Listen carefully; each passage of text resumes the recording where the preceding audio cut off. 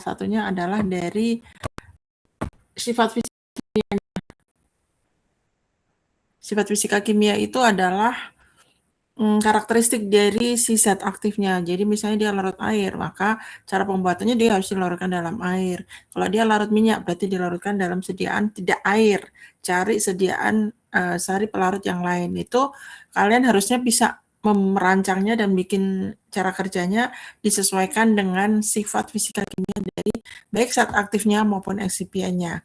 Kemudian yang ketiga, setelah dibuat nih sediaannya sudah jadi nih, maka kalian juga harus mampu mengevaluasi. Jadi sediaan kamu itu harus dalam bentuk sediaan yang memenuhi persyaratan dalam rangka membentuk sediaan farmasi atau sediaan kosmetik yang emang lazim dipakai untuk masyarakat atau pasien. Ini saya masuk ke komponen penilaian kemarin kita sebutkan 100%-nya studi kasus 50, partisipasi 10, UTS UAS 20-20. Tapi di sini ada tambahan ya. Tambahannya adalah kuisnya akan kita keluarkan setiap minggu. Nanti perhatikan kalau belum ada kuis berarti nanti saya akan tambahkan kuisnya. Kalau sudah ada berarti diisi. Nanti perhatikan di kuisnya. Kemudian UTS dan UAS-nya bentuknya adalah di kelas, bukan take home ya. Nanti kita bicarakan lagi untuk UTS UAS. Tapi 100% seperti ini. Ini errornya. Kemarin sudah saya sebutkan juga waktu di ada yang kita sebut dengan tabir surya. Kemarin ada yang mendapatkan tabir surya, kemudian ada juga yang mendapatkan pelembab, ada yang dapatkan toner kalau nggak salah, ada yang sampo, sabun kalau nggak salah. Berikutnya kita ganti yang bawah ini, untuk bawah ini nomor 7 ini kita ganti dengan sediaan kemarin kalau nggak salah lipstik ya pilihannya. Jadi di deodoran ini kita ganti di deodoran ini saya ngisi materi untuk presentasi kalian adalah lipstik. Nanti yang lain ini sebagian adalah saya yang mengisikan. Saya mengajar. Oke. Saya lanjut. Ini adalah buku yang paling sering dipakai ya. Pertama adalah Haris Kosmetik. Saya kurang tahu ya di perpus ada atau enggak, tapi seingat saya di ruang farmasi di lemari farmasi itu ada Haris Kosmetik. Kemudian berikutnya adalah kosmetik dermatologi, ada Zoidiana. Kemudian kita pakai peraturan BPOM yang muncul, salah satunya ada peraturan pembuatan kosmetik yang baik, penandaan kosmetik, itu kalian bisa browsing atau download dari punyanya BPOM. Teknik persyaratan teknis bahan kosmetik dan lain sebagainya. Kita lanjut, kita masuk ke ruang lingkup sediaan kosmetik. Ini sebagai pengantar awal, kita ngomong tentang ruang lingkup. Artinya, kalian harus tahu mana yang kita sebut dengan obat, mana yang kita sebut dengan kosmetik. Jadi kita harus bisa membedakan, ini kosmetik nih, oh ini obat, ini kosmetik medisinal. Itu kapan? Salah satunya adalah kita lihat dari zat aktifnya dan fungsinya. Nanti kita bicarakannya. Berikutnya adalah penggolongan kosmetik. Berdasarkan definisi, kosmetik itu adalah sediaan yang dimaksudkan untuk digunakan pada bagian luar tubuh manusia. Jadi kosmetik itu hanya dipakai di luar tubuh. Kalau kosmetik masuk ke peredaran darah, itu bukan kosmetik. Dia harus ada di luar. Entah di epidermis, entah di rambut, entah di kuku, entah di bibir. Muka itu kan termasuk epidermis ya. Organ genital bagian luar, gigi, membran mukosa mulut, itu termasuk kosmetik. Pertanyaan saya, mungkin yang bisa jawab silahkan tunjuk atau raise hand. Kalau kalian bikin sediaan kosmetik dari nano, kemudian dia penetrasinya masuk ke peredaran darah, kita akan sebutnya sebagai kosmetik atau bukan? Silahkan yang bisa raise hand.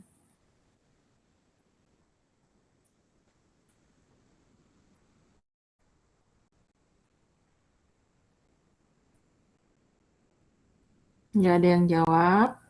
Kemarin sudah saya motivasi banyak ya. Ya, silahkan. Bukan kosmetik ya, Bu? Ya, sebutkan namanya dulu. Nama saya Hilza, Hilza Ya, Meli. silakan. Ya, jawabannya Jawabannya bukan kosmetik, kenapa bukan? karena kosmetik kan cuman epidermis, rambut, kuku, bibir, nggak masuk sampai peredaran darah. Oke, berarti dia bukan kosmetik. Termasuknya kalau dia ada targetingnya berarti termasuknya di antara tiga tadi, kosmetik, kosmetik medisinal dan obat, itu masuknya kemana? Kosmetik medisin, obat, dan kosmetik, maka kalau dia tertarget, misalnya nih kita bikin nano masuk ke peredaran darah, fungsinya untuk memperbaiki kolagen misalnya, tapi dia masuk peredaran darah misalnya nih, maka dia masuk kosmetik, kosmetik, obat, atau kosmetik medisin.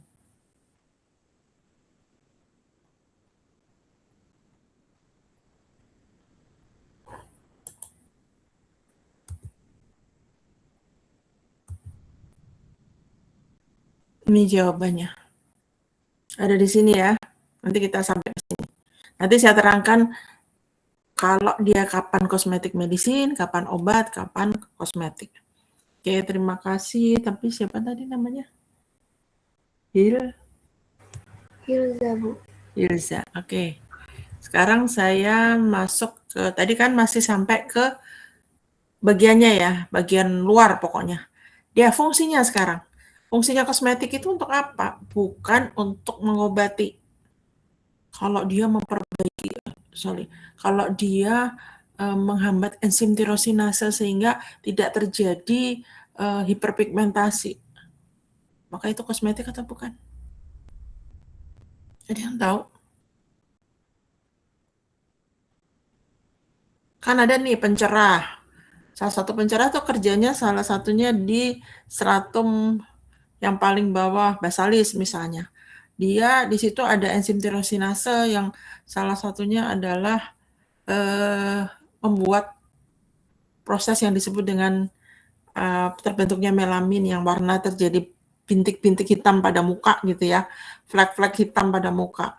Itu kita sebut dengan hiperpigmentasi. Artinya pigmen kita tuh banyak yang disebabkan karena ada melamin. Melamin terbentuk oleh siapa? Enzim tirosinase. Maka kita adalah enzim tirosinasenya kita hambat deh, masuk sampai ke basalis.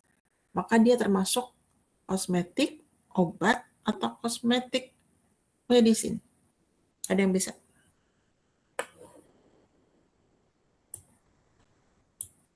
Silakan. Kan pilihannya cuma tiga, berarti kalau yang nggak ini, yang ini yang ini gitu. Silakan.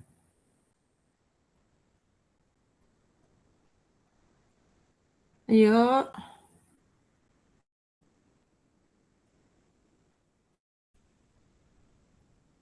nggak ada.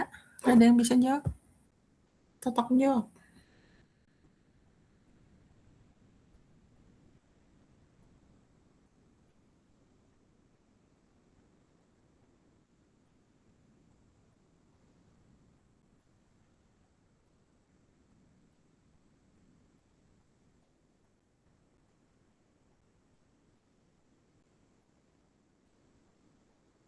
Ayo. Atau nggak usah kuliah aja lah kalau nggak pada aktif ini.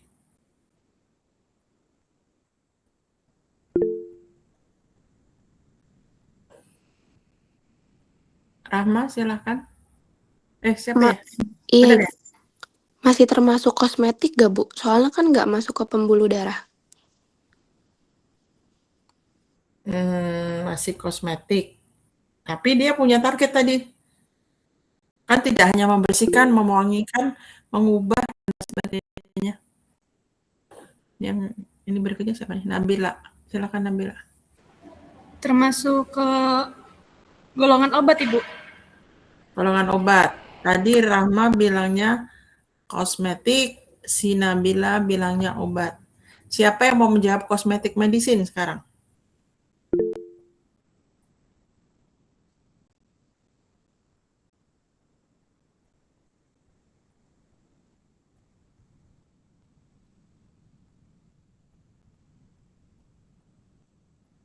Siapa nih?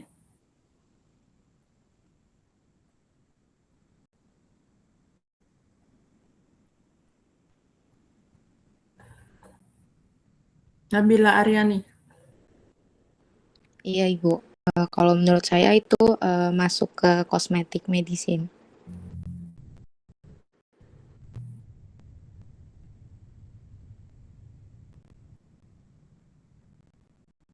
Kosmetik medicine, oke. Kita bahas ya habis ini ya. Yang termasuk berarti yang mana?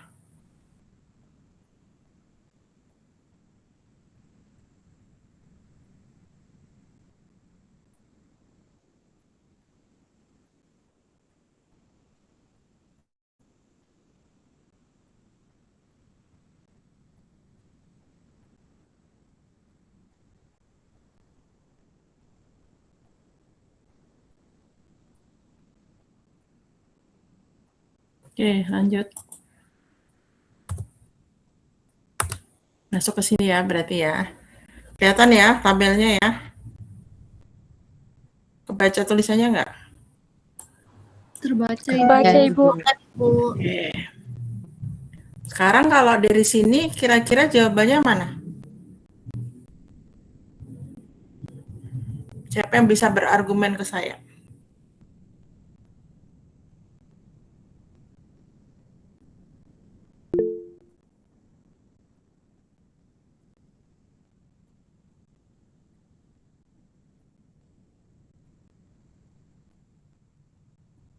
Silakan, ini siapa namanya? Langsung ngomong aja. Kalau dari tabel ini Boleh sebutin kosmetik, namanya dulu. namanya Nabila, Ibu, Nabila Adinopitasari. Ya. Kalau dalam tabel ini berarti tadi termasuk kosmetik medisinal, Ibu. Bagian mana yang kamu bilang dia kosmetik medisinal? Karena dia memiliki efek mekanisme menghambat proses itu, Bu, meningkatnya melanin. Ya. Ya, jadi jawabannya ketebak ya. Mana? Karena dia sebenarnya manfaatnya itu sebenarnya hanya untuk sekitar perawatan kulit, tapi ternyata dia ada efek terapinya. Tetapi salah satu yang kita menjadikan parameter adalah lebih ke kecantikan gitu ya. Lebih ke proses anti-aging, vitamin C, pencerah, dan lain sebagainya. Nah, berarti kalau seperti ini, kalau saya punya produk, ini boleh kalian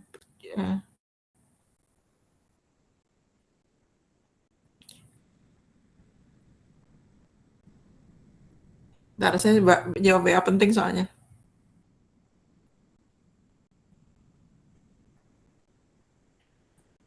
Berarti kalau saya punya produk saya adalah acne pad. Untuk pernah ya, lihat ya, kalau anak-anak sekarang pasti sering pakai acne pad. Itu berarti kategorinya di mana?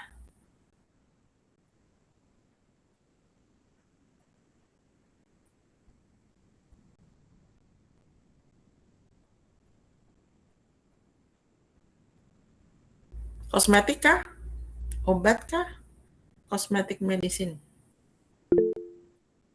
Ya, silakan sebutkan namanya.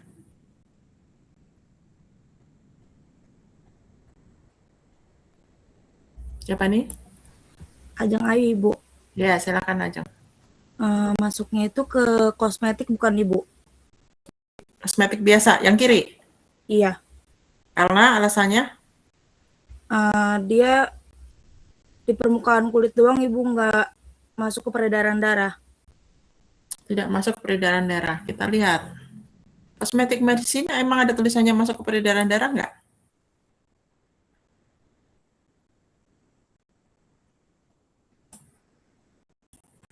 Nggak ada, Bu. Nggak ada. Dia cuma ada tulisannya, masih masuk ke dalam kategori kosmetik, tapi potensi mendukung terapi. Dan dia bisa menembus lapisan kulit, tapi tidak menembus pun dia mungkin bisa. Kenapa? Kalimatnya bisa menembus lapisan kulit. Berarti masuknya ke Kosmetik medisinal ya, Bu? ya. Berarti kalau kita sebut sediaan kosmetik pada umumnya yang kita pernah lihat, tidak semuanya itu kosmetik. Kita bisa menyebutnya dengan ini yang atas nih, yang kanan, cosmeceutical atau cosmetic medicine. Kalian yang pada skripsi berarti sudah harus tahu ketika ditanya oleh penguji, ini kosmetik, obat, atau kosmetik medicine. Berarti sudah harus tahu jawabannya. Jelas ranahnya mana. Kalau obat, yang paling krusial, ini yang paling krusial ya, paling kritis, titik kritisnya itu adalah di poin yang kasih warna merah ini. Dia harus melalui uji klinis yang ketat. Maka kalau uji klinis yang ketat, kita akan sebutnya sebagai obat. Contohnya apa? Glukosamin transdermal misalnya. Dia bentuknya gel. Dia menembusnya dermal, menembus langsung ke peredaran darah. Tapi ternyata fungsinya sebagai apa?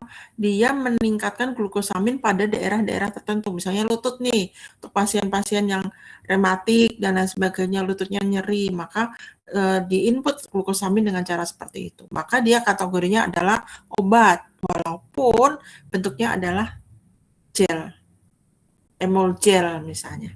Tapi karena dia ada transdermalnya dan dia fungsinya adalah untuk obat, maka kita akan masuk ke kategori obat. Sampai di sini ada yang mau ditanyakan? Silahkan. Cukup clear apa yang saya sampaikan? Boleh? Cukup, Ibu. Ya, boleh kasih emot apa aja kalau nyatakan sudah clear. Oke, aman ya. Lanjut sekarang.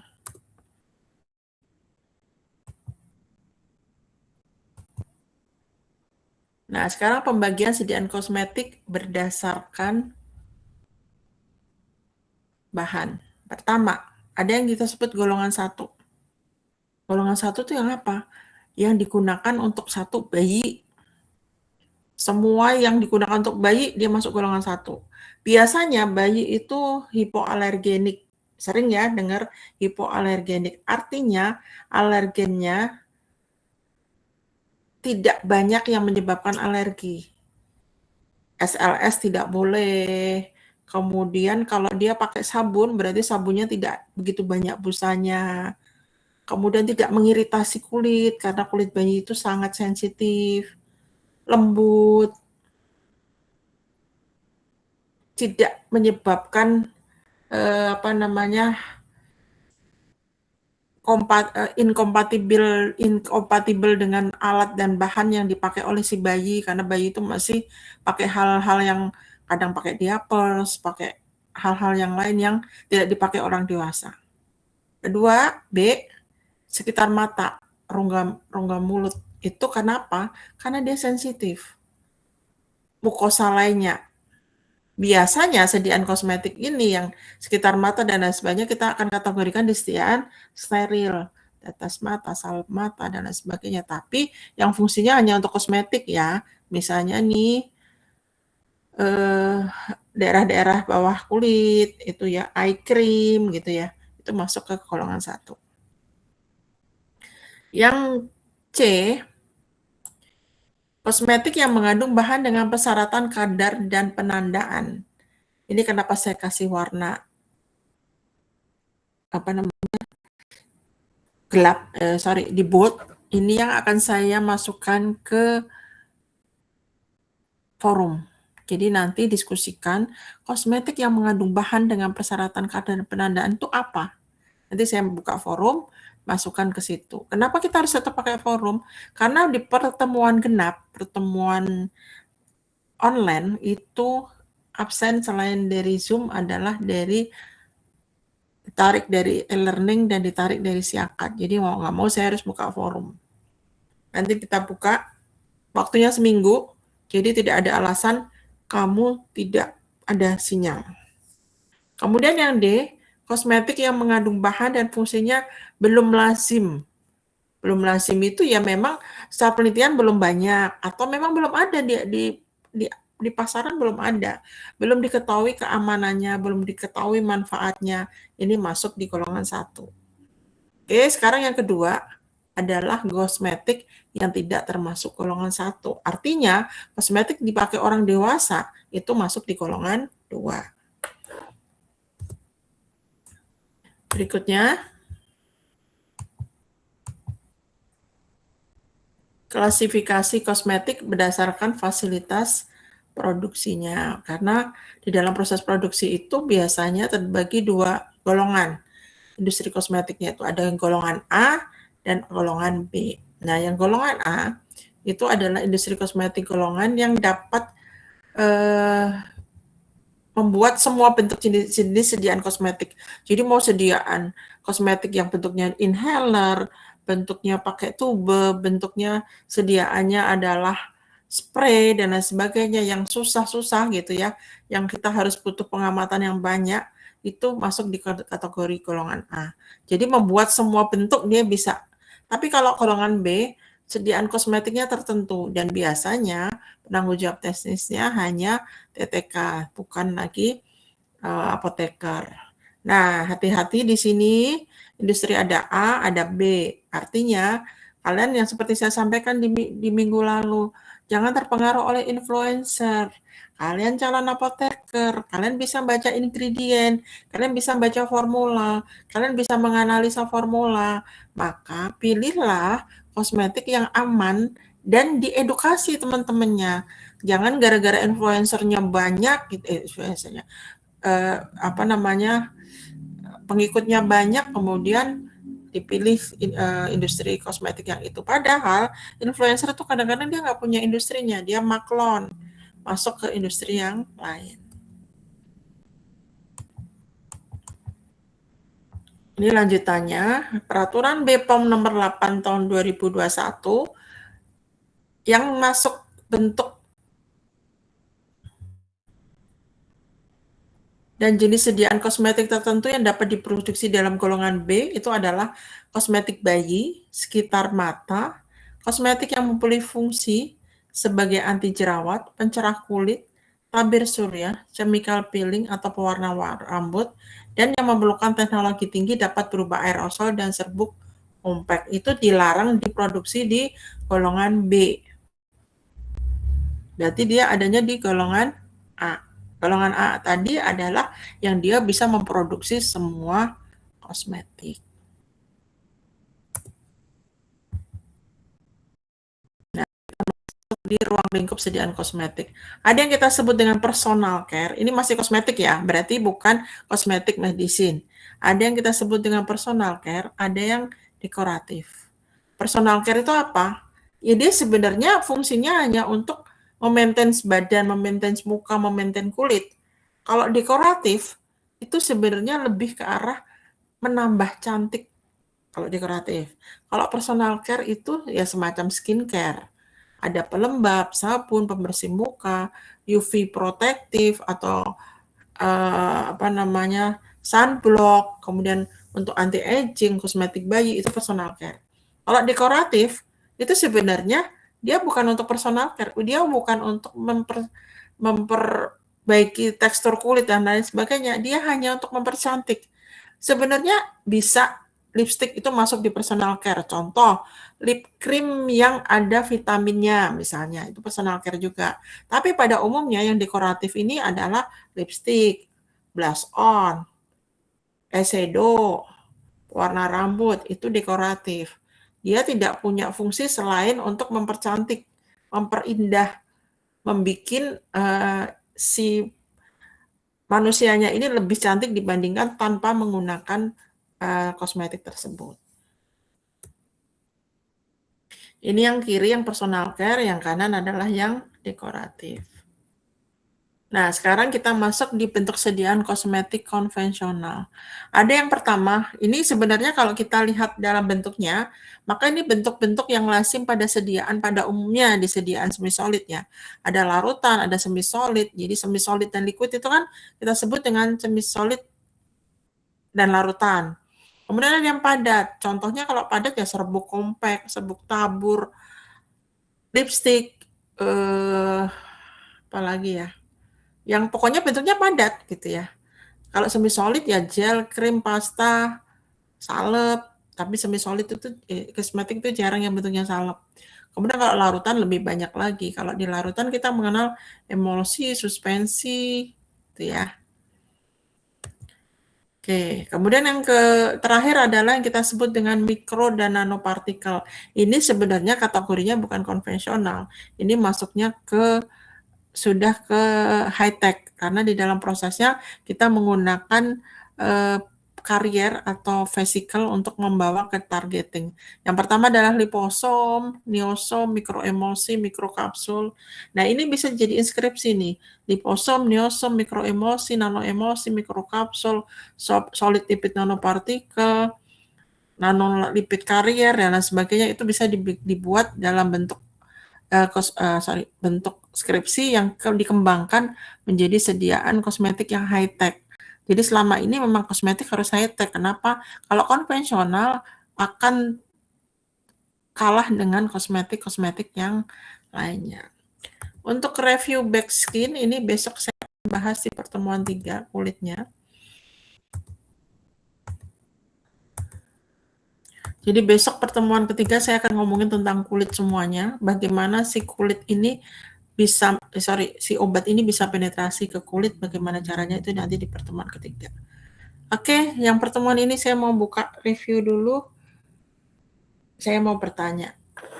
Pertanyaan saya adalah, sebenarnya semua sudah ada tadi di sana, tapi mungkin tinggal mendengarkan atau tidak ya.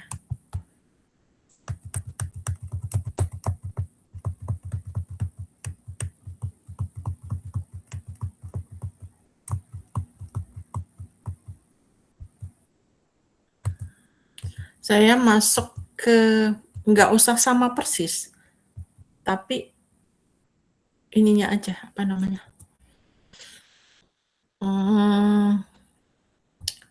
clue-nya aja. Sebenarnya definisi kosmetik itu apa? Silakan siapa yang mau resen. Silakan Elga. Jadi kosmetik itu bahan atau sediaan untuk pemakaian luar ibu seperti rambut, epidermis, kuku, bibir, dan organ genital bagian luar, gigi, dan membran mukosa, mulut, terutama untuk membersihkan, mewangikan, mengubah penampilan, dan memperbaiki bau badan, dan melindungi, memelihara tubuh pada kondisi baik. Ya, betul ya. Jadi tadi itu berarti definisi kosmetik ya, bukan kosmetik medicine. Sekarang saya tanya, yang bisa jawab silakan. Kalau bedanya dengan kosmetik medicine apa? Tadi kita udah bahas tuh tadi, ada yang resen dan sebagainya. Silakan Nabila Aryani. Kalau untuk bedanya sama kosmetik medicine, kalau untuk kosmetik medicine itu dia produk yang memiliki manfaat kosmetik sekaligus efek biologisnya. Kalau misalkan kosmetik sendiri itu cuman produk yang digunakan untuk memperbaiki atau menjaga kulit saja, Bu. Ya, contohnya apa yang kosmetik medicine? Tadi itu acne pack ya, Bu. Ya, ada satu lagi yang masuk ke peredaran darah? Atau nggak masuk peredaran darah, dia ada di basalis misalnya. Kosmetik yang menghambat enzim tirosinase.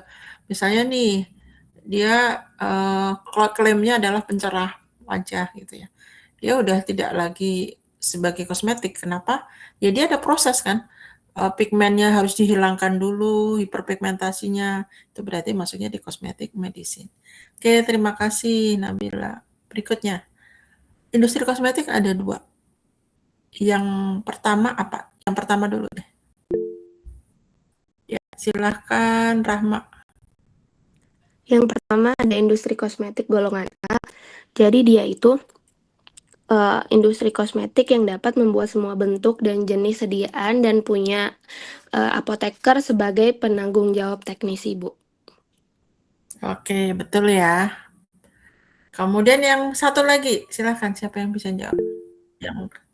Yang berikutnya, Siva. Silahkan Siva.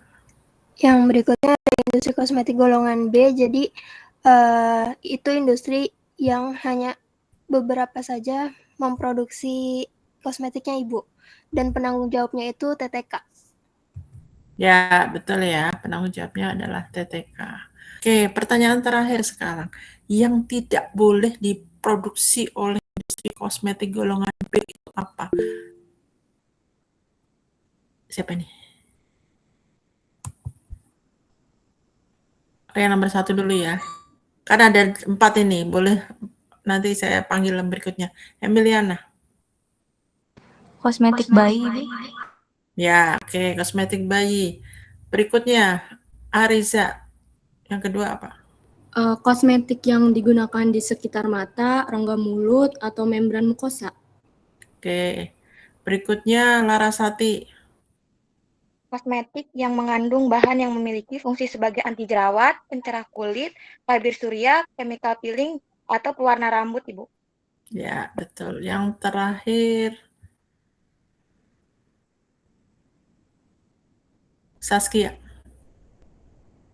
Yang terakhir itu kosmetika yang dalam pembuatannya memerlukan teknologi tinggi dapat berupa aerosol dan serbuk kompak, Ibu.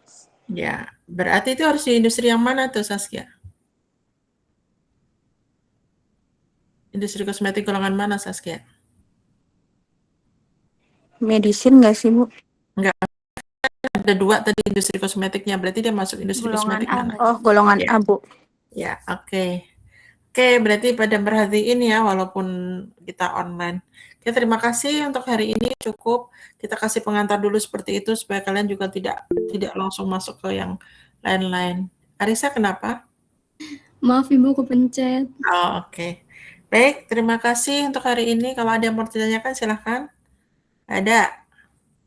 Cukup? Cukup, Ibu. Ibu. Clear? Ya, oke. Terima kasih untuk hari ini. Kita ketemu lagi minggu depan ya.